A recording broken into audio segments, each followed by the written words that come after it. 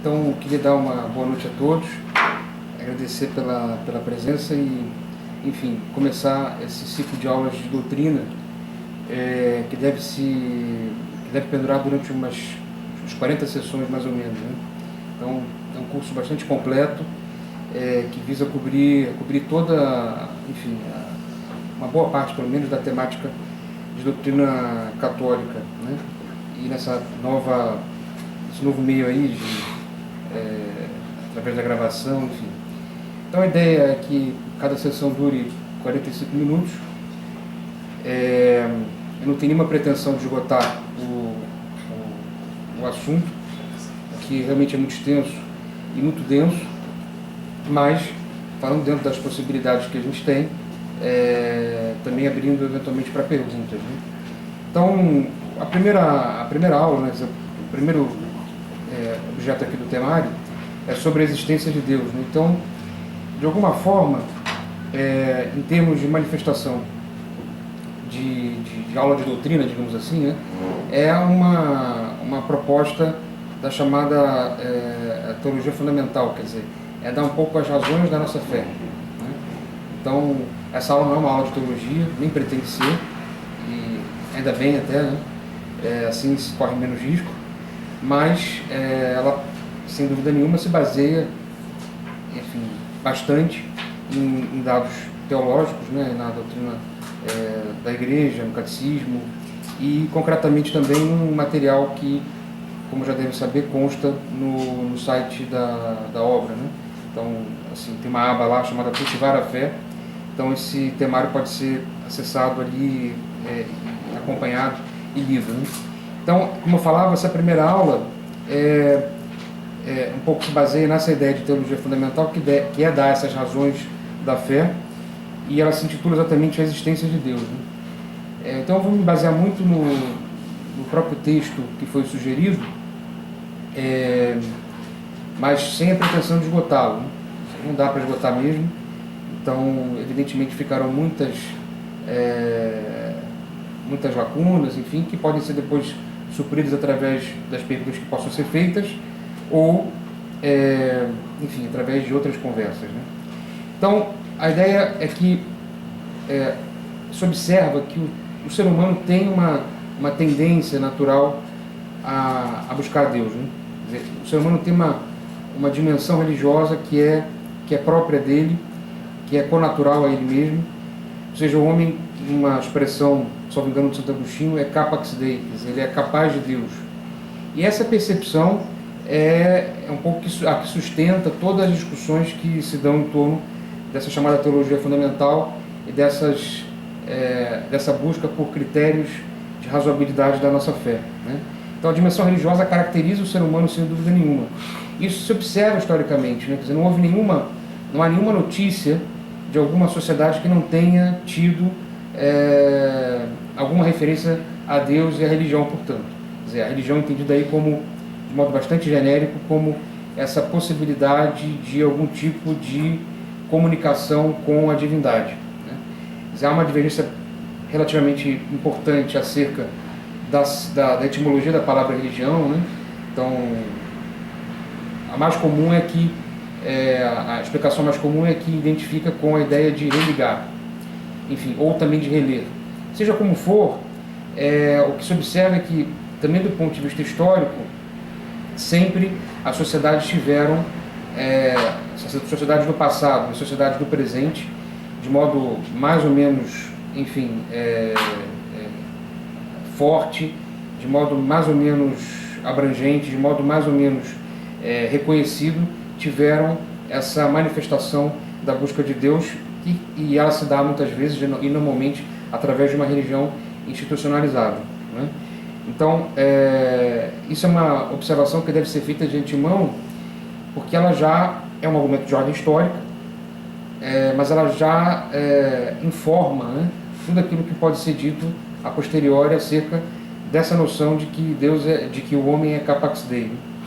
Então, e ao mesmo tempo, o que nós percebemos é que essa tendência, essa inclinação ao conhecimento de Deus vai acabar se manifestando em termos de um dever, né? De um dever também de procurar conhecê-lo e, ao mesmo tempo, um dever de procurar conhecê-lo que também se constitui um direito, né?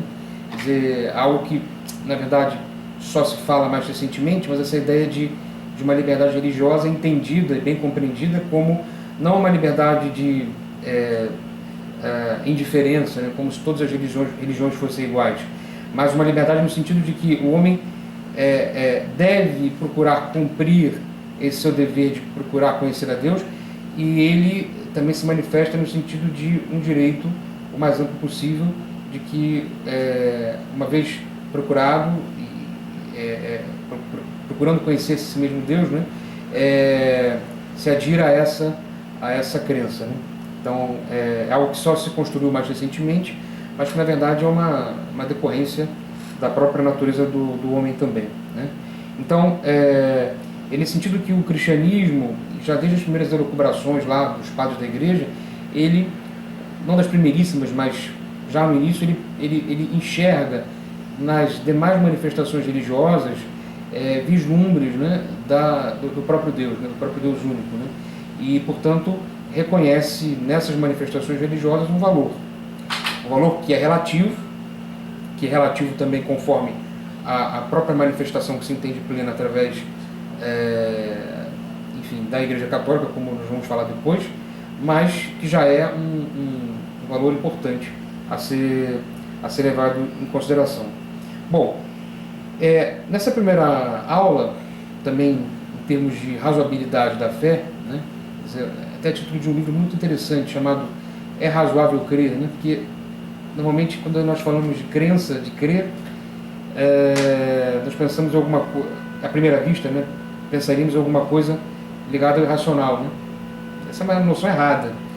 É razoável crer, a pergunta que intitula esse livro, exatamente nessa linha, de tentar demonstrar a razoabilidade da fé. Quer dizer, a fé, de alguma forma, é uma aposta, sim, nós vamos falar sobre isso depois, mas ao mesmo tempo ela tem uma razoabilidade, né? Quer dizer, de modo que eu possa, usando a minha razão, demonstrar a outras pessoas que o fato de eu crer, o fato de eu aprender dados da religião, não me torna alguém racionalmente inferior, muito pelo contrário. Na verdade, abre, não é, a nossa inteligência. Enfim, dentro dessa linha mesmo, né, que é comum apontar alguns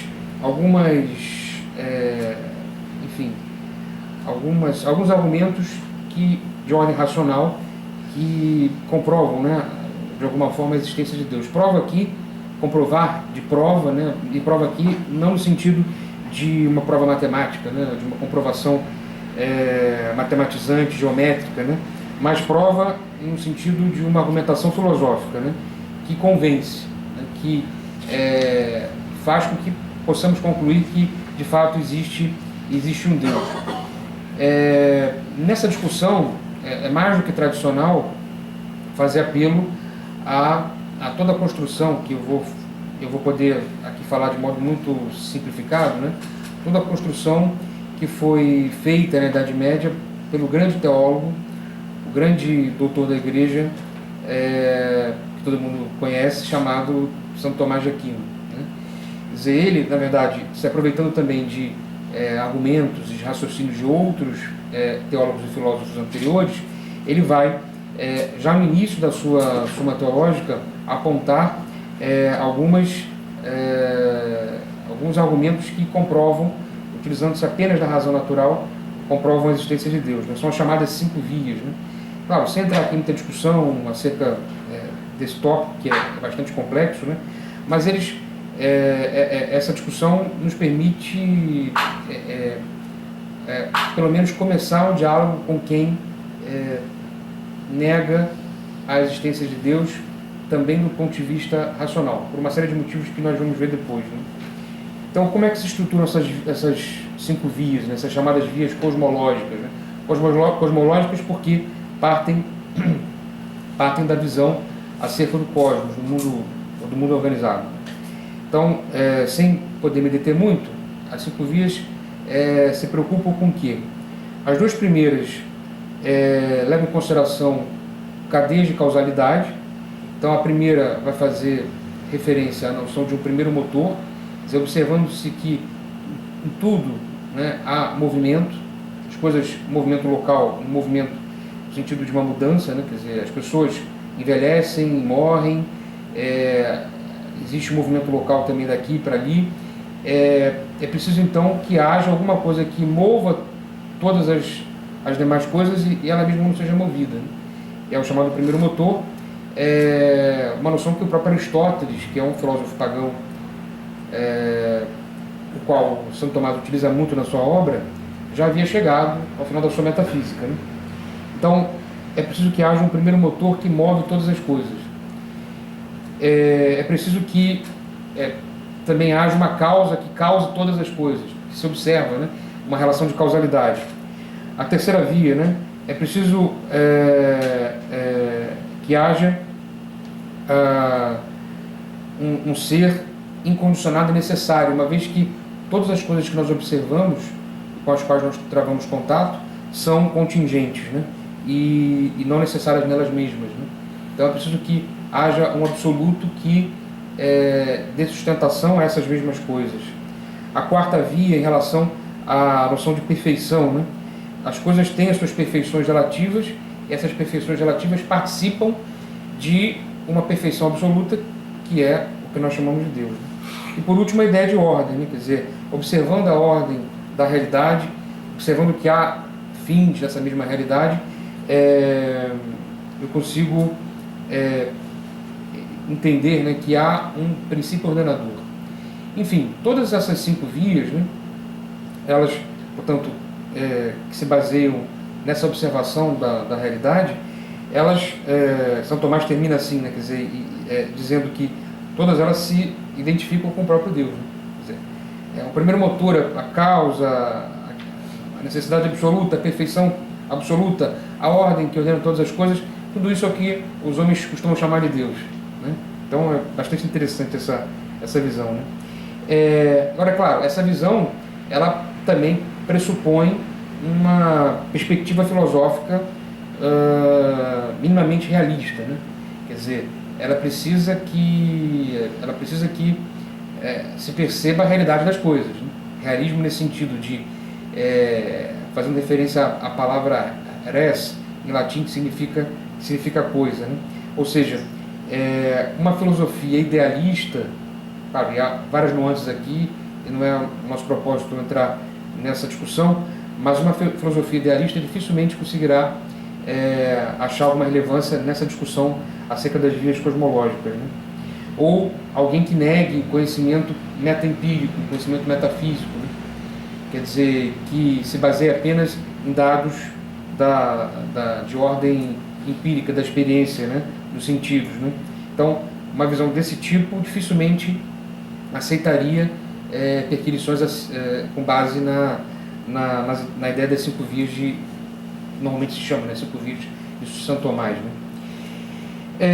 Mas de qualquer forma, e aí no nível mais básico, a ideia da existência de Deus também, de alguma forma, de fato, mais simplório, mais simplificador, também é alcançável através de uma noção de senso comum. Quer dizer, o que é o senso comum? É aquela primeira manifestação que todo mundo tem acerca dessas fundamentações de ordem filosófica mais básicas, né? Quer dizer, e que sustentam a nossa vida no dia a dia, né? Sustentam os conhecimentos que nós vamos travando e criando ao longo da nossa existência, do nosso dia a dia também, né? Quer dizer, sem muito básico isso, né? Mas assim, sem o senso comum de que o chão consegue me suportar, né? Eu não colocaria nem mesmo o pé fora da cama de manhã, né? Ninguém para pensar nisso, ainda bem, mas porque faz parte do senso comum, mas nós baseamos muitas das nossas atitudes nessa noção de senso comum, né? Então, eu não preciso perguntar para o motorista de ônibus se ele sabe chegar ao local onde eu quero chegar, né? Eu geralmente acredito, né? O senso comum me leva a acreditar que ele saberá chegar ao local previsto naquela linha, né? Também não preciso perguntar se o padeiro não colocou veneno no pão, né, que ele preparou porque normalmente não é assim que se faz. Quer dizer, esses conhecimentos muito básicos são de ordem do senso comum e, ainda que muito simplórios, sujeitos também a críticas, né, eles de alguma forma sustentam o nosso pensamento. E também em relação a esse tópico extremamente importante de Deus, quer dizer, a nossa experiência vital, existencial, ela se admira ante a beleza, né? Ela se admira, né? Ela se maravilha frente à ordem que há na natureza, né? Mesmo quando às vezes essa ordem, ela, enfim, de alguma forma, também dentro da ordem, né? Mas de forma um pouco inesperada, modifica um pouco aquelas previsões, né? Então, por exemplo, sei lá, uma erupção vulcânica, né? Ou um terremoto, né? São coisas que nos assustam, mas ao mesmo tempo que são profundamente belas, né? Enfim, também não é o nosso tópico aqui.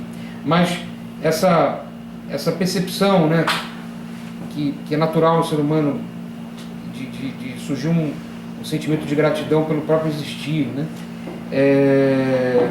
Tudo isso, de alguma forma, nos vai levando a uma percepção ainda muito simplória de que há um ser superior que dá ordem a todas essas coisas, né? Que é o feitor de toda beleza, né? Que é de alguma forma aquele que domina até mesmo sobre essas manifestações portentosas da natureza, como um vulcão, como um terremoto ou uma tempestade, né? Isso também é muito coerente do ponto de vista histórico, né?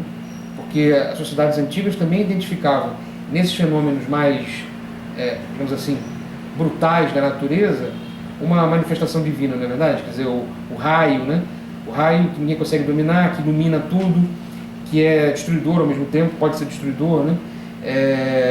Todo o temor que há em relação ao mar, ao oceano, né? Pelo desconhecido, enfim. Tudo isso leva a crer, leva a perceber que há alguma coisa que transcende essa realidade, né? E, além disso também, o próprio espírito humano, quer dizer, a própria condição do homem como ser espiritual, não apenas como ser material, como os animais, por exemplo, também nos fazem perceber que há esse ser que é superior ao próprio homem, né? Aquilo que será depois plasmado nessa definição que é nossa, né, judaico-cristã, de que o homem foi feito à imagem e semelhança de Deus, né?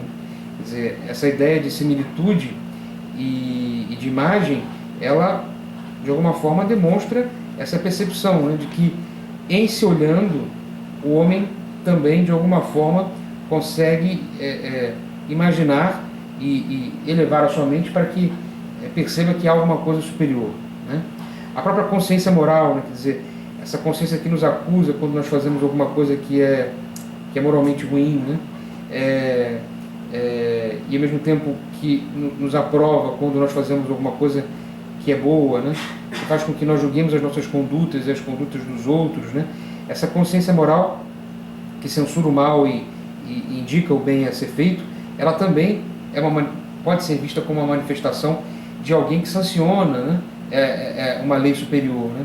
E esse alguém que sanciona essa lei superior, essa lei eterna, essa própria lei natural, é aquele que nós chamamos de Deus, né? Ao mesmo tempo, né, quer dizer, essa presença, e falamos de mal moral, né? A presença do mal no mundo, né, seja o mal do ponto de vista de uma catástrofe, seja o mal do ponto de vista de uma malícia no comportamento do ser humano, também é muitas vezes uma pedra de tropeço, né, para que as pessoas creiam, né? Então, muitas vezes esse argumento já muito utilizado, enfim, muitas vezes as pessoas infelizmente têm essa experiência negativa e algumas vezes deixam de crer, né? Porque realmente é algo que assusta, né? Mas ao mesmo tempo, essa experiência do mal, sobretudo do mal moral que nós sofremos ou que nós perpetramos, também pode ser um caminho inverso, quer dizer, como nós percebemos um desejo de bem, desejo de felicidade em nós mesmos, ainda que talvez com uma certa insegurança acerca dos meios para alcançá-lo, né? Para alcançá-los, na verdade, essa sede insaciável aqui nessa terra de bem, e, portanto, a repulsa que o mal nos causa, de alguma forma também nos indica, ou nos indicam que deve haver algum tipo de retribuição pós-mortem, né? E logo, alguém que retribui. Se é uma retribuição pós-mortem, tem que ter um retribuidor, não é verdade? Quem será esse retribuidor? É aquele que nós normalmente chamamos de Deus também, né? Então essa experiência da nossa liberdade, né? Claro, quem nega a liberdade do homem, quem nega que o homem seja capaz de agir de modo moralmente valioso, né? Quem entende que o homem só atua por estímulos, né? Fisiológicos, talvez de modo mais elaborado na contemporaneidade, vai negar essa via, digamos assim, esse caminho para o conhecimento de Deus, um caminho que nós podemos dizer psicológico, né? Quer dizer, não é mais o homem olhando o mundo no qual ele se insere, que o rodeia, mas é o homem olhando para dentro de si mesmo, né? E observando todas essas realidades, né? O bem, a liberdade, etc., né? E essas vias cosmológicas que nós já citamos, né? Quer dizer, elas garantem a possibilidade de compreender que Deus existe. Inclusive isso já foi definido, né? O Concílio Vaticano I disse, olha, é possível provar a existência de Deus racionalmente, né? Mas, de fato, elas não necessariamente nos levam a crer num Deus pessoal. É mais ou menos a ideia de um Deus grego, lá da filosofia grega, né? Quer dizer, isso é muito claro, mais uma vez, no citado já autor Aristóteles, né? Ele, ao que tudo indica, bom, ele, enfim, era um autor pagão, um filósofo da antiguidade, inserido naquela realidade mitológica da sua época, né? De um politeísmo até cívico, né? Político, né?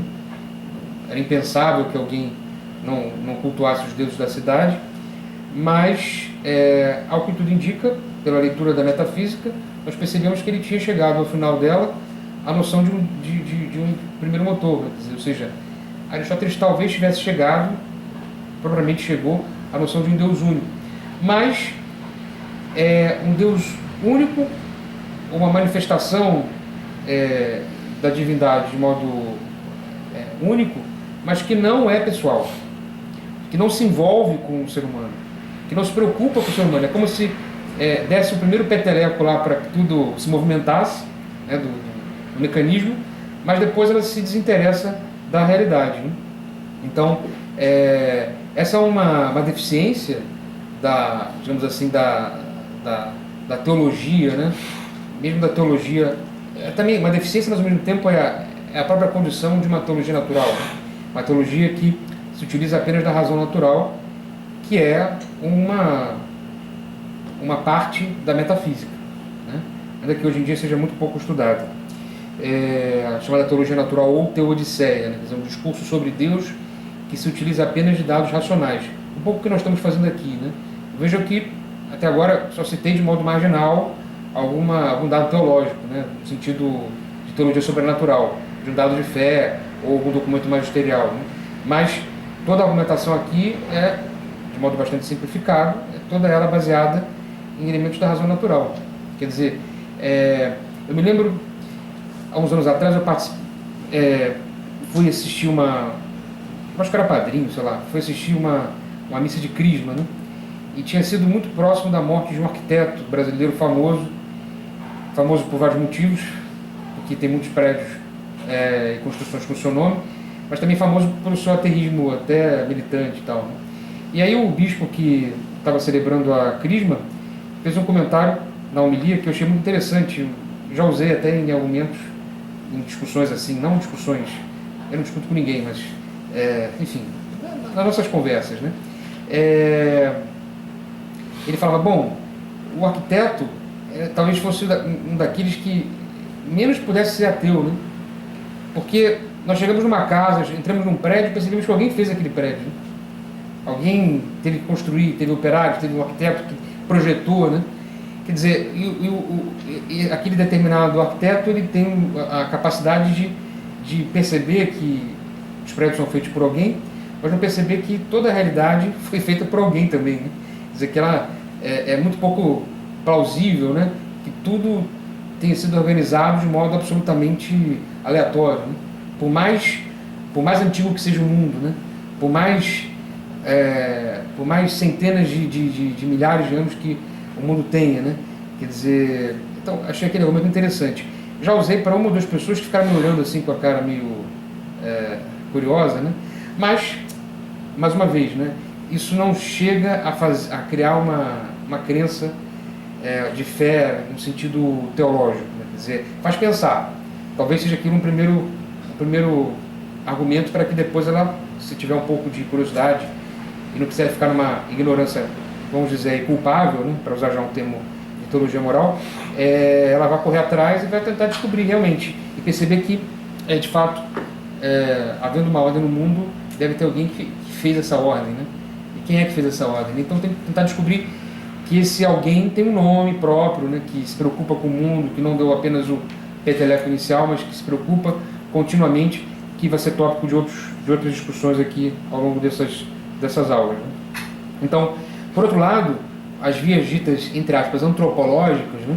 Elas partem do homem, desses desejos naturais, elas já deixam entrever, né? Essa personalidade, essa pessoalidade de Deus, né? Também a própria existência de uma lei moral natural que o ser humano percebe no seu coração, né? O próprio São Paulo se refere a isso na carta aos Romanos, né? Ele está explícito, né? Na verdade, autores anteriores, o próprio Aristóteles, como também os filósofos estoicos e Cícero, que já é um eclético, eles reconhecem, né, que o ser humano tem em si gravado uma lei, né? Assim, todas as coisas têm uma lei própria de funcionamento. Mutatis mutandis, o ser humano também tem, né, essa lei que vai se chamar lei natural, né, ou uma lei moral natural, né? Uma lei que está gravada não nas pedras, né, como para usar a imagem de São Paulo, nas tábuas da lei, mas nas tábuas do nosso coração, né? Quer dizer, o nosso coração tem impressa essa lei, né? Por outro lado, existe um fenômeno na verdade recorrente, né, que é o fenômeno do ateísmo. O termo já indica a negação da existência de Deus, a negação de Deus, né? Um ateísmo que se baseia em algumas argumentações de ordem filosófica, né? Portanto, também pressupondo ou entendendo que há uma irracionalidade, uma não razoabilidade na própria fé, tá? O ateísmo possui uma manifestação teórica e uma manifestação prática. Quer dizer, é possível, né? E eu trabalho numa universidade, então isso é mais visível, né? Uma outra universidade onde eu trabalhei tinha até um grupo de ateus que se reuniam, né? Botavam cartazes, né? Eu não fazia oração junto porque não dava, né? Porque eles não creem em Deus, não dá para fazer oração. Mas era quase isso, talvez, né? Enfim, nunca participei dessas reuniões, evidentemente. Mas há um ateísmo teórico e um ateísmo prático. Uma tentativa de negar a existência de Deus por uma via supostamente racional e a negação de Deus pelo seu próprio comportamento, vivendo como se ele não existisse, né? Afirmar a inexistência de Deus apenas por uma argumentação empírica é irracional, uma vez que Deus não é provável empiricamente, como nós já falamos. Quer dizer, não dá para descobrir a partícula, né, que se fala, né? Não dá para descobrir Deus no laboratório, né? Até porque Deus é espírito, né? Portanto, não é passível de uma medição, né, laboratorial. Portanto, argumentar supostamente racionalmente com base em dados empíricos não faz sentido. Por outro lado, seria contraditório. Por outro lado, é possível, historicamente já se percebe isso, o uso da razão para tentar, não aí do ponto de vista empírico, mas uma razão filosoficamente organizada, para tentar negar a existência de Deus, né? Geralmente muitas vezes baseada em ideologias, né? E sobretudo no materialismo, que é uma na verdade, uma filosofia, uma vertente filosófica que existe desde sempre, mas que recebeu, digamos assim, um influxo maior e uma adesão maior a partir da modernidade, e aí também do ponto de vista político a partir do século XIX, com o marxismo, etc. Né? Quer dizer, muitas vezes o ateísmo, né, o ateísmo positivo, ou seja, não apenas aquele prático, ele é afirmado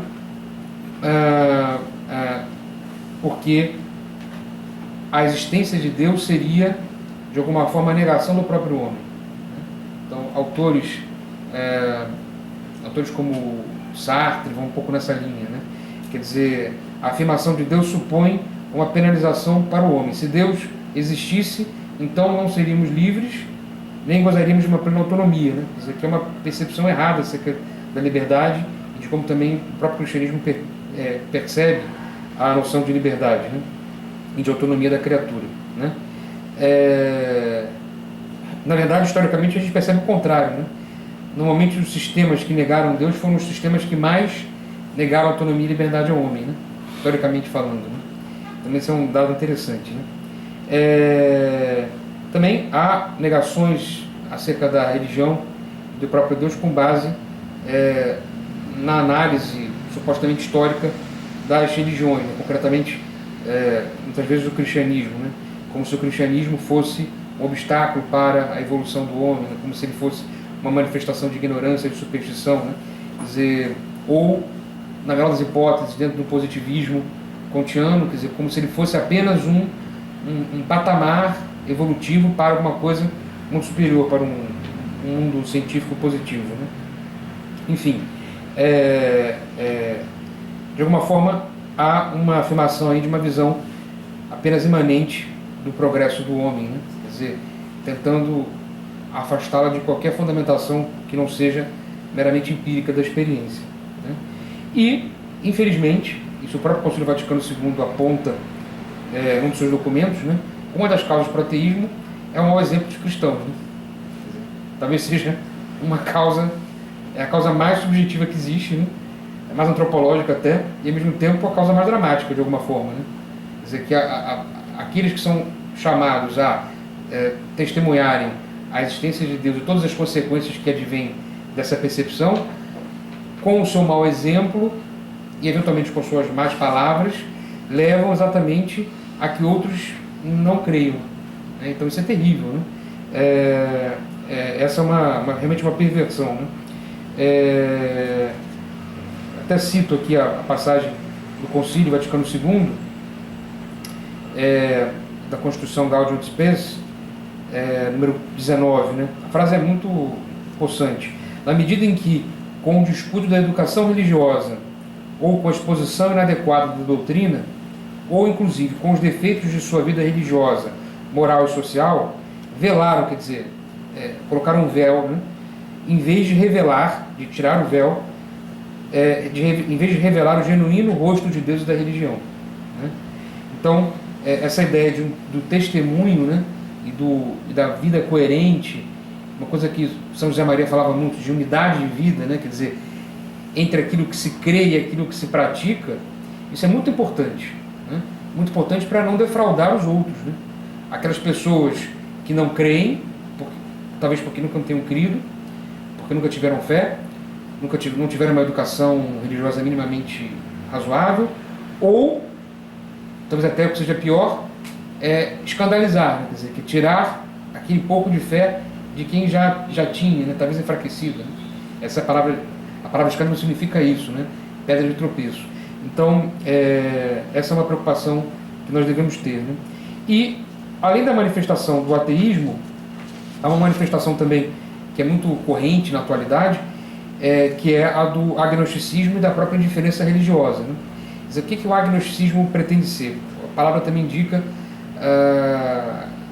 a ideia de que há uma falta de conhecimento. Quer dizer, gnose significa conhecimento, essa partícula A na frente é uma negação, quer dizer, é uma postura que entende que o conhecimento acerca de Deus não é possível. Também não seria possível a negação, portanto, não são propriamente ateus, mas negam a possibilidade de qualquer tipo de discurso, né? O que é um pouco estranho, porque na prática eles apostam na negação, né? Quer dizer, se não é possível nenhum tipo de discurso, eles indicam com o seu discurso e com a sua prática de vida que vivem como se Deus não existisse, né? Quando na verdade o mais razoável, se é que é possível alguma coisa razoável no agnosticismo, é que fosse exatamente o contrário, a chamada aposta de Pascal, né? Pascal, que é esse, enfim, pensador, matemático também, famoso do século XVII francês, que tem vários aforismos, vários pensamentos importantíssimos e muito belos, que levam muito a meditar. Ele falava um pouco disso. Olha, é preferível viver, né, como se Deus existisse. Você aposta, né? É preferível apostar que Deus exista, porque se no final das contas ele não existir, não se perdeu nada. O que acontece? Você viveu bem, né? Uma pessoa digna, né? Uma pessoa correta. E ao contrário, se ele existe, você ganhou tudo, né? Por contrário, não é verdadeiro, né? Quer dizer, se você viveu como se Deus não existisse e ele não existiu, bom, você teve uma vida ali meio, talvez, uma ideia de entre aspas, carpe diem, mundano, né, e tal, mas também só isso, né? Por outro lado, se ao final dessa vida se reconhece que Deus existe, né, quer dizer, vai ser um susto danado, né? E aí realmente trocar a eternidade toda por alguns poucos anos de uma suposta felicidade baseada numa autonomia mal compreendida seria realmente uma loucura, né? Então essa aposta de Pascal é também um argumento interessante, né, para se utilizar, né? Uma vez eu falei com uma pessoa e ela disse, não, mas ela discordou do Pascal. Bom, pode discordar do Pascal à vontade, né? Mas no sentido de que a pessoa teria uma vida desgraçada, né? Quer dizer, nessa aposta, né? No caso dessa pessoa, e eu não vou entrar em detalhes aqui, mas depois eu pude perceber por que ela falou isso, né? Ela tinha um problema moral grave, do qual ela não conseguia se desvencilhar, e portanto viver contrário a essa sua inclinação moralmente ruim, para ela significaria viver uma vida miserável, entendem? Quer dizer, então ali é um outro problema, né? Por vezes também um problema de ordem moral acaba levando a um agnosticismo ou um ateísmo prático, né? Quer dizer, como a pessoa não quer mudar de vida, porque se Deus existe, ele pede uma reação, então preferível dizer que Deus não existe, usar algum argumento nietzschiano, alguma coisa mais tecnicamente elaborada, ou nada disso, né? Ou simplesmente deixar para lá. Só que não se sabe se isso sustenta, né? Quer dizer, em algum momento bate aquela aflição, né, de que a vida está sendo desperdiçada. Enfim, no fundo sempre nós vamos ter que chegar em alguma... Enfim, nem sempre, mas é muito comum que nós cheguemos a algum elemento aí de ordem vivencial, né? Quer dizer, da experiência de cada um, né? Quer dizer, não é o caso aqui de fazer um apelo e um elogio da experiência, não é isso. Mas tudo isso que nós falamos deve levar a essa percepção, né? De que nós somos miseráveis e de que, ao contrário, se nós aderirmos a essa verdade, nós somos elevados a um nível que seria impensável. Enfim, e a diferença religiosa ou irreligiosidade, quer dizer, que no fundo é a manifestação mais corrente atualmente de incredulidade, né? Simplesmente não se colocar o problema, né? Quer dizer, ou então fazê-lo de modo muito difuso, né? Quer dizer, se percebe que é preciso que haja um Deus, esse Deus dos filósofos, né? O grande arquiteto, né? Mas é preciso que haja algum tipo de organização em torno disso, então uma ideia de alguma religiosidade muito tênue, mas nada mais do que isso, né? E aí, nesses casos, é muito comum nós observarmos essa duplicidade de vida, né? Quer dizer, porque no limite, aquilo que me incomoda será deixado de lado, né? Ou no máximo será respeitado em nome de alguma coesão social ou de alguma autoimagem que aquela pessoa deva ter, né? E terminando já, encaminhando para o final, né? Quer dizer, falar alguma coisa sobre o fenômeno, né, do pluralismo religioso. Quer dizer, o pluralismo religioso é uma percepção evidente de que, também historicamente observável, de que houve várias religiões e há várias religiões, né, no mundo. E nada indica, no futuro próximo, que não continuará a ser assim, né, continuará a ser assim. Mas também pluralismo religioso entendido aqui como como conviver, ou como permitir a convivência de diversas religiões e, ao mesmo tempo, garantir a percepção de que determinada religião, no caso, o cristianismo, é a religião verdadeira. Quer dizer, porque, se nós percebemos hoje a noção de um respeito à religião dos outros, né, pode haver uma tendência a um certo irenismo, quer dizer, a uma certa equalização de todas as manifestações religiosas, não apenas do ponto de vista político, que também pode ser problemático, mas, portanto, dos estados modernos, etc., mas do ponto de vista da própria escolha pessoal, da própria adesão pessoal à religião, né? Quer dizer, ou talvez essa pertença religiosa se torne apenas uma manifestação de uma tradição familiar ou de uma tradição de um povo, né? Isso acontece também, né? E, aliás, o que nós percebemos é que quando a religião se torna só isso, é o primeiro passo para que ela seja desmilinguida, né? Porque na próxima geração, né? Quer dizer, se as pessoas creem só porque os meus pais criam, isso é muito bom, bonito, belo e salutar. Mas se é só por isso, quer dizer, o dia que eu esqueci dos meus pais, acabou, né? Então, o dia que a noção de nação ficar esgarçada, no dia que eu for para outra nação, por exemplo, né? O mundo de religião também, quer dizer, então, essa noção de pluralismo religioso ela tem que ser bem compreendida, né? Esse diálogo interreligioso, tecnicamente falando, que o diálogo com outras religiões não cristãs, assim como o ecumenismo, que é, de modo também técnico, esse diálogo com outras religiões cristãs, ele não se opõe à necessidade de um envio, quer dizer, de uma missão e à necessidade da evangelização, né? Quer dizer, a finalidade do diálogo não é só conversar, é também mostrar o anúncio de Cristo. Isso pode ser feito gradualmente, isso às vezes nunca poderá ser feito de modo explícito, depende de muitas circunstâncias que a prudência da pessoa, a prudência eclesial, digamos assim, vai poder manifestar.